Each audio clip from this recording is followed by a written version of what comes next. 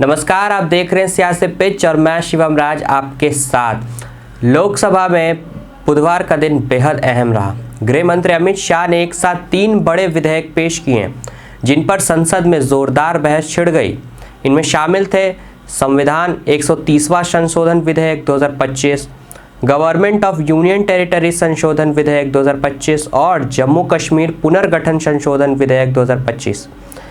जैसे ही ये बिल सदन में रखे गए, AIMIM सांसद असदुद्दीन ओवैसी ने कड़ा विरोध जताया। ओवैसी ने सरकार पर निशाना साधते हुए कहा कि ये विधेयक शक्तियों के पृथक्करण के सिद्धांत को तोड़ते हैं और जनता के अधिकारों को कमजोर करते हैं। सरकार चुनने का अधिकार छीनकर कार्यकारी एजेंसियों को जज और जल्लाद बनाने की खुली छूट दी जा रही है। यह कदम लोकतंत्र के लिए खतरनाक है और देश को पुलिस राज्य बनाने की ओर बढ़ता है।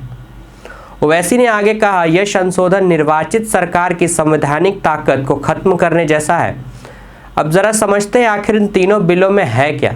गवर्नमेंट ऑफ यूनियन टेरिटरी संशोधन बिल 2025।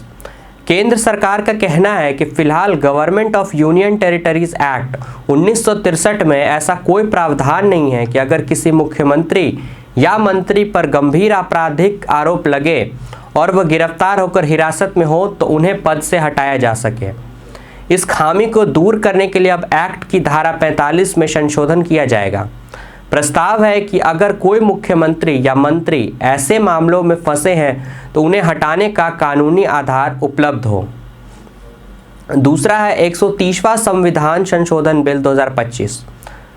दूसरा बड़ा बिल संविधान संशोधन से जुड़ा है। सरकार का तर्क है कि अभी तक प्रधानमंत्री, केंद्रीय मंत्रिपरिषद के मंत्री, राज्यों के मुख्यमंत्री या दिल्ली के मंत्रियों को गंभीर आपराधिक मामलों में गिरफ्तारी के बावजूद हटाने का कोई संवैधानिक प्रावधान नहीं है। इसलिए संविधान के अनुच्छेद 75, 164 और 239वें AA में बदलाव का प्रस्ताव रखा गया है। इस संशोधन के ऐसे मामलों में पद से हटाने की प्रक्रिया तय हो सकेगी। तीसरा है जम्मू कश्मीर पुनर्गठन संशोधन बिल 2025। तीसरा बिल सीधे तौर पर जम्मू कश्मीर से जुड़ा है। 2019 में लागू हुए जम्मू और कश्मीर पुनर्गठन अधिनियम में भी इस तरह की कोई व्यवस्था नहीं थी कि गंभीर अपराधों में फंसे मुख्यमंत्री या मंत्री को हटाया जा सके। अब इसमें संशोधन के जरिए धारा 54 को बदला जाएगा। नए प्रावधान के अनुसार अगर किसी मुख्यमंत्री या मंत्री को गंभीर आपराधिक मामले में गिरफ्तार कर हिरासत में लिया गया तो उन्हें 30 दिन के भीतर पद से हटाना अनिवार्य होगा। तीनों बिलों पर सरकार का कहना है कि यह कदम जवाबदेही है और राजनीतिक शुचिता सुनिश्चित करने के लिए। वहीं विपक्ष का आरोप है कि इससे लोकतांत्रिक संस्थाओं और कार्यपालिका का दबाव बढ़ेगा और चुनी हुई सरकारें कमजोर होंगी। लोकसभा में बहस का यह दौर अभी जारी है। आने वाले दिनों में पता चलेगा कि ये बिल किस रूप में पारित होंगे और देश की राजनीति पर इनका असर कितना गहरा होगा।